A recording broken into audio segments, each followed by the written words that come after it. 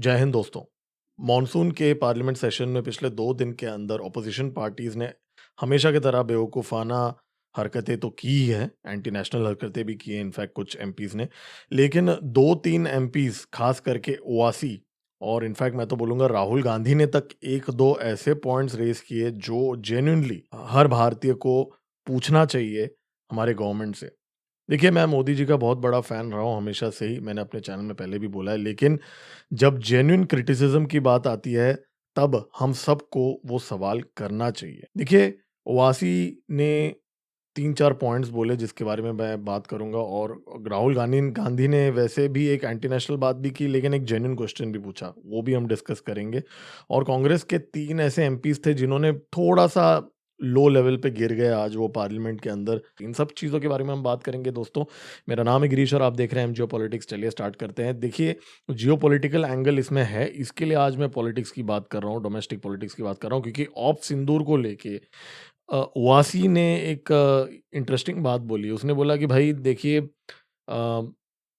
United states का जो president Donald Trump ceasefire announce करता है, तो ये अपॉर्च्युनिटी उसको मिली कैसे अनाउंस करने के लिए? और उसके बाद में उसने ये भी बोला कि भाई जो इंडिया पाकिस्तान का जो क्रिकेट मैच है जो सितंबर में होने वाला है, भाई हम एक तरफ यहाँ ट्रेड नहीं कर रहे हैं पाकिस्तान के साथ, हम एक तरफ यहाँ एयर स्पेस क्लोज करके बैठे हुए हैं, हम एक तरफ इंडस वाटर ट्रीटी हम एबेंस में रख चुके हैं, एक तरफ से हम पाकिस्तानियों को बिल्कुल भी एंगेज नहीं कर रहे हैं डिप्लोमेटिकली, और दूसरी तरफ ये क्रिकेट मैच का खेलना मेरे कंसाइंस को अलाउ नहीं करता है, ऐसा ओवैसी ने कहा। और मैं जेन्युइनली ये फ़ील करता हूँ कि करोड़ों भारतीय लोग उससे एग्री करेंगे ओवैसी से कि भाई भारत को पाकिस्तान के साथ इस समय क्रिकेट नहीं खेलना चाहिए। ये बहुत ही गलत मैसेज सेंड करता है, ख़ास करके उस टाइम पे जब यही क्रिकेटर्स, जैसे हमने देखा कुछ क्रिकेटर्स सोशल मीडिया में कितनी गंदी-गंदी बातें करते हैं इंडिया के बारे में और ऑपरेशन सिंदूर का भी मज़ाक उड़ाते हैं। और उनके जो एक्टर्स हो गए, उनकी जो सोसाइटी के लोग हो गए, उसके बाद में भी जाके उनके साथ क्रिकेट खेलना, कहीं न कहीं ये दिखाता है कि आज भी हम पाकिस्तान को और इवन चाइना को मिक्स्ड सिग्नल्स दे रहे हैं। हम उसको उनको एज़ एनिमी ट्रीट नहीं कर रहे हैं, हम उनको उस तरीके से ट्रीट नहीं कर रहे हैं। एक तरफ से हम स्क्रू टाइट कर देते हैं और दूसरे तरफ हम उनको मौका देते हैं हमारा फ़ायदा उठाने का। हम उनको प्लेटफ़ॉर्म देते हैं। तो ये चीज़ ओवैसी ने आज हाइलाइट किया। और इतना ही नहीं, मुझे ये चीज़ बहुत अच्छी लगी जो ओवैसी ने बोला कि भाई भारत के जो स्क्वाड्रन्स हैं 42 चाहिए। और बाय द वे ये मैं नहीं मानता हूँ 42 हमें चाहिए, मुझे लगता है 50 के ऊपर चाहिए आज के डेट पे। ये 42 की रिक्वायरमेंट तो 10 साल पह 10-15 साल पहले की रिक्वायरमेंट थी। तो 42 स्क्वाड्रन्स में से ओवैसी ने बोला कि भाई आज हमारे पास एक्टिव स्क्वाड्रन सिर्फ़ 29 में है, जबकि पाकिस्तान के पास 25 स्क्वाड्रन्स हैं। ठीक है, भले उसमें से सब एक्टिव ना हो, लेकिन 25 है तो सही ना? तो हमारा 29, पाकिस्तान का 25 और चाइना का 50। तो ये बहुत ही जेन्युइन क्वेश्चन ओवैसी ने पूछा। देखिए, मैं ये बात जानता हूँ कि 60 साल का जो नेग्लिजेंस, राइट? वो 10 सालों में पूरी तरीके से फिक्स नहीं कर सकते, ये बात मैं जानता हूँ। लेकिन ऑलमोस्ट अब साढ़े 11 साल हो चुके हैं दोस्तों। अब तक तो फाइटर जेट्स की डील साइन हो जानी चाहिए थी ना। अब तक तो बहुत सारे क्रिटिकल डिसीजंस, जैसे फाइटर जेट के इंजन्स, सेंसिबल डिसीजंस लेना चाहिए था ना। ये जनरल इलेक्ट्रिक जो हमें इंजन्स नहीं दे रहा है, टंगा रहा है, उसके पीछे-पीछे उनके तलवे क्यों चाट रहे हैं हम लोग? हम दूसरे ये जो अभी साफ़रन का जो डील हम नेगोशिएट कर रहे हैं, तो बहुत पहले कर देना चाहिए था। एनीवेज़, वासी ने ये जेन्युइन क्वेश्चन पूछा कि भाई हमारा जो एयरफ़ोर्स का जो इक्विपमेंट है, एयरक्राफ्ट्स इतने कम क्यों हैं, राइट? आज तक मोदी गवर्नमेंट ने उसको फिक्स क्यों नहीं किया? ये भी जेन्युइन क्वेश्चन पूछा। क्रिकेट क्यों खेल रहे हैं? स्क्वाड्रन स्ट्रेंथ कम क्यों है? और फिर कहीं न कहीं उसने ये भी बोला कि जो ट्रम्प ने अनाउंसमेंट कैसे कर लिया सीज़फायर का, और हमारे जो फ़ोर्सेस के मोराल पे क्या असर होगा कि भाई कोई दूसरे देश का प्रेसिडेंट सबसे पहले अनाउंसमेंट कर रहा है। तो कहीं न कहीं भारत का जो कम्युनिकेशन स्ट्रैटेजी थी ऑपरेशन सिंदूर के अंदर, उसको ओवैसी ने उसके बारे में बात किया। और जो हम सब जानते हैं कहीं न कहीं लैकिंग था कम्युनिकेशन के एंगल से। वो अलग बात है कि हमारे फ़ोर्सेस ने जाके ठोक के 20 एयर बेसेस को ध्वस्त कर दिया, उनके बहुत सारे एयरक्राफ्ट को तोड़ दिया, हमारे हमने तो उनके न्यूक्लियर साइट पे भी बॉम्ब कर दिया। हमारे फोर्सेस ने बहुत अच्छा परफॉर्म किया, लेकिन ये क्वेश्चंस तो ज़रूर पूछने चाहिए ना गवर्नमेंट को। तो ये ओआसी ने पूछा। ओआसी ने ये भी बोला कि भाई पाकिस्तान आर्मी आईएसआई और पाकिस्तान का डीप स्टेट का सिर्फ़ एक ही ऑब्जेक्टिव है जो भारत को वीक बनाना। और उसने ये भी बोला कि भाई पहलगाम की अटैक जो है वो हुआ कैसे, पहली बात तो, वो आए कैसे? ख़ैर वो तो चलिए देखिए, अब ऐसी बात है कि हम पचासों अटैक्स से बचाते भी हैं ना। लेकिन 3 कांग्रेस के एमपीज़ ने बहुत ही घटिया बातें की, जिनके बारे में मैं बात करना चाहता हूँ। मैंने 3 शॉर्टलिस्ट किया है, 3 वीडियोज़ है मेरे पास। तो पहला जो है, एक एमपी है अमरिंदर सिंह करके, लुधियाना से, तो उसने क्या बोला पहले सुनते हैं। और पंजाब में बिसियाना एयरफोर्स स्टेशन के पास आपका एक विमान, लड़ाकू विमान जिसका नाम रिफाल है, मैं उसकी फोटो लेकर आया हूं। उसका टेल गिरा और मैं वहां पर गया, उसके ऊपर लिखा था BS-001 और नीचे ये BS-001 आपका रफाल एयरक्राफ्ट गिरा पहले दिन, जिसमें गिरने पर एक व्यक्ति की मौत हुई और 9 लोग जख्मी हुए। ये मीडिया में आया, एसएमओ ने बताया। और आपके आदरणीय भारती जी, एयर मार्शल भारती, उन्होंने भी ये माना, लेकिन उन्होंने कहा ये अनआइडेंटिफाइड एयरक्राफ्ट है। एक एयरक्राफ्ट गिरता है, लेकिन आपने उसको अनआइडेंटिफाइड एयरक्राफ्ट का नाम देके आपने देश की जनता को मूर्ख बनाने का काम किया। देखिए, ऑफिशियल वर्जन भारत का ये एक एम्बिग्यूटी वाला वर्जन है। और एक नज़र से अगर आप देखेंगे, अमरिंदर सिंह का जो क्वेश्चन है, एज अ डेमोक्रेसी वो जो पूछ रहा है, तो उसमें कोई प्रॉब्लम नहीं है। I think as a democracy पूछना भी चाहिए ये क्वेश्चंस। लेकिन जो टाइमिंग है, मुझे ऐसा लगता है कि it's a bit too early to talk about these things. थोड़ा और आई थिंक हमारे ओपोजिशन पार्टीज को टाइम होने देना चाहिए before we get into these things. क्योंकि अभी कुछ ही महीने हुए हैं ऑपरेशन सिंदूर होके, तो यहाँ पे ये एमपी ने ये क्वेश्चन पूछा है, जो मुझे लगता है कि इतना कुछ उसने गलत भी नहीं पूछा है। लेकिन एक दूसरा जो एमपी है, कांग्रेस का ही एमपी है इनफैक्ट, गुरजीत सिंह, इसने यार थोड़ा-सा, मुझे ऐसा लगता है, इम्प्रैक्टिकल बात बोल दी। अब ये वीडियो भी हम देखते हैं ज़रा। सब जब ठिकाने लड़ाई होती है तो कुछ ना कुछ नुकसान होता है। बहुत चर्चा हुई कि ये नुकसान हो गया, वो नुकसान हो गया, लेकिन उस नुकसान के ऊपर हमारी फौज ने जिस तरीके से काम किया, हम मान सकते कोई चूक हुई और फेल गिरने की बात आई। हम नहीं मानते, हमारी फौज भी नहीं मानती, हम नहीं मानते। मेरी गुजारिश है प्रधानमंत्री से कि प्रधानमंत्री साहब, डिफेंस मिनिस्टर से, राजनाथ सिंह जी से, आप 35 रफेल का परेड कराकर सबको, पूरे वर्ल्ड को दिखा दीजिए कि आप भ्रम में डाल रहे हैं देश को। आप डोनाल्ड ट्रंप जो आपके मित्र हैं, वो भी कह रहे हैं 5 विमान गिरे, उनको भी दिखा दीजिए कि कोई विमान हमारा नहीं गिरा। 35 के 35 राफेल हमारे पास है। तो ये बोल रहा है कि भाई भारत को परेड करना चाहिए राफेल का, दिखाने के लिए कि भाई हमारा कोई राफेल गिरा नहीं है। भाई अभी देखिए, प्रैक्टिकली अगर हम देखें तो हम क्यों किसी को प्रूव करेंगे हमारा, जो हम क्यों परेड कराएं भाई? हम ऐसी कौन सी हमारी लायबिलिटी है कि हम पाकिस्तान को, यूएस को या हमारे दुश्मनों के सामने परेड करें? भाई ये वॉर हो रहा है, ये कोई क्या बोलते हैं, आपस में एक फैमिली के अंदर गेम थोड़ी हो रहा है कि भाई जो हम सब चीज़ ये करेंगे। तो वॉर में एम्बिग्यूटी तो होती है। लेकिन अगेन ये क्वेश्चन मुझे उतना अनडेमोक्रेटिक क्वेश्चन तो मुझे लगा नहीं। अगेन ये मोदी गवर्नमेंट को कॉर्नर तो कर रहे हैं, मोदी गवर्नमेंट की जो कम्युनिकेशन है उसको भी ये कॉर्नर करने की कोशिश कर रहा है ये आदमी, राइट? असम का एमपी है गौरव गोगोई। ये बंदा जाके पाकिस्तान हाई कमीशन में जाके लोगों से बार-बार मिलते रहता है, और ऐसे एलिगेशंस भी हैं इसके ऊपर कि भाई पाकिस्तान आईएसआई के साथ ये काम करता है। देखिए, इसका जो शेडी बैकग्राउंड है मैं उसके ऊपर नहीं जाऊँगा, हो सकता है हो। लेकिन इसने भी एक बात बोली जो मैं पहले आपको सुनाऊँगा और फिर हम उसके ऊपर बात करेंगे। जो हमें ये संदेश मिलता है कि दुनिया के सबसे बढ़िया और बेहतरीन लड़ाकू जहाज हमारे पास है, सबसे बेहतरीन पायलट हमारे पास है।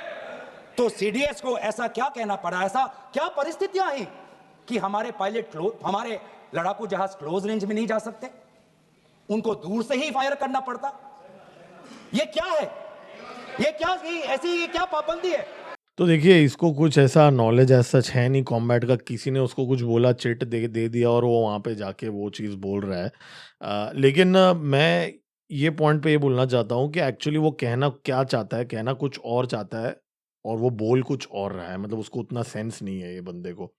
एक्चुअली बात ये है कि राहुल गांधी ने भी आज, वैसे तो बहुत सारे बकवास बातें उसने की, लेकिन एक बात जो राहुल गांधी ने भी बोला, उसने बोली कि हमारे आर्म्ड फोर्सेस से कोई टैक्टिकल मिस्टेक नहीं हुआ, लेकिन पॉलिटिकल क्लास से एक मिस्टेक हुआ। उसने बोला कि भाई जो गवर्नमेंट है उसने आर्म्ड फोर्सेस को फ्रीडम नहीं दिया। जी हाँ, ऐसा उसने बोला। अब उसका कहने का पॉइंट यहाँ पे ये था, जो गोगोई भी जो बताने की कोशिश कर रहा था, इंडोनेशिया में भारत की एक डिफेंस अटैची गई थी, जहाँ पे इंडियन नेवी ऑफिसर एक प्रेजेंटेशन अटेंड कर रहा था, इंडोनेशियन मिलिट्री का एक प्रेजेंटेशन था। उसमें वहाँ पे उसने एक स्टेटमेंट दिया कि भाई भारत में के जो एयरक्राफ्ट्स हैं वो उतने लॉस तो नहीं हुए हैं जितना पाकिस्तान और यूएस क्लेम कर रहा है, लेकिन हमारे कुछ नुकसान तो हुआ है, कुछ एयरक्राफ्ट तो हमारे डाउन हुए हैं, लेकिन उनका रीजन ये था कि पॉलिटिकल लीडरशिप ने एक रिस्ट्रिक्शन डाला था, मतलब एक पॉलिटिकल कंस्ट्रेंट दिया गया था आर्म्ड फोर्सेस को, जहां पे मिलिट्री एस्टैब्लिशमेंट्स और एयर डिफेंसेस को अटैक मत करो, ऐसा मैंडेट आर्म्ड फोर्सेस को दिया गया था।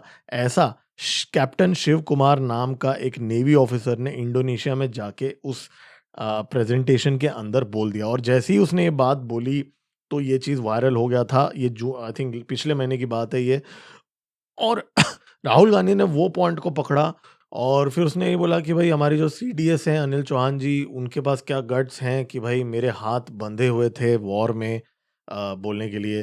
देखिए, राहुल गांधी भी थोड़ा बहुत बढ़ा चढ़ा के तो बोलता ही है, लेकिन देखिए पॉइंट जो है ना, उसने जो पॉइंट पकड़ा है, ये एक कहीं ना कहीं ये एक जेन्युइन क्वेश्चन तो है ना। मतलब इनडायरेक्टली अनिल चौहान जी ने भी ये चीज़ को एक्सेप्ट किया था, एक जो अनवांटेड इंटरव्यू था ना, जो western main stream media, deep state वाली मीडिया को उन्होंने दिया था, तो वहाँ जाके उन्होंने बोला कि नहीं जी, it's not important that the jets were down, it was important that why they were down. तो उन्होंने बोला, राइट। अब जो शिव कुमार जो हैं, जो इंडोनेशिया में जाके उसने जो चीज़ बोली, वो कहीं ना कहीं उससे कोइंसाइड करता है, और वही बात को पकड़ के आज राहुल गांधी ने भी वही बात बोली। वो गोगोई जो है थोड़ा अकल से पैदल, लेकिन उसने बोलने की कोशिश तो वही की ना, राहुल गांधी ने बोला। और उसने ये भी बोला कि भाई अगर ट्रम्प झूठ बोल रहा है तो प्राइम मिनिस्टर को बोलना चाहिए कि ट्रम्प झूठ बोल रहा है, क्योंकि ट्रम्प ने 29 टाइम्स बोला है कि भाई भारत पाकिस्तान के साथ सीज फायर डोनाल्ड ट्रम्प ने कराया। तो ये बात भी राहुल गांधी ने बोली। देखिए, अब यहाँ पे मैं ये बोलूँगा कि देखिए ट्रम्प जो है ना, वो आदमी कुछ भी बोलता है, मतलब उसने अपने खुद के देशवासियों को इतना झूठ बोल बोल के बेवकूफ़ बनाया। अभी देखिए, उसने बोला था कि मैं कुछ दिन के अंदर रशिया यूक्रेन वॉर रोक दूंगा, उसने नहीं रोका। फिर जब नेगोशिएशन स्टार्ट हुई रशिया यूक्रेन के बीच में, तब उसने बोला कि भाई बहुत एक्सेलेंट चल रहा है नेगोशिएशन, ये है वो है, और आज ऑलमोस्ट 6-8 महीने हो गए उसके आने के बाद, आज भी वॉर रुक नहीं रहा है, इनफैक्ट और ज़्यादा एस्केलेट हो रहा है, राइट। फिर उसने बहुत सारे झूठ भी बोले ना, यू टर्न लिए। एप्स्टीन फाइल्स में उसने बोला कि भाई मैं रिलीज़ कर दूंगा, जैसे ही मैं आऊँगा जेफरी एप्स्टीन फाइल्स को रिलीज़ कर दूंगा, और अब आज वो बोल रहा है कि भाई नहीं, उसमें कुछ है ही नहीं रिवील करने के लिए।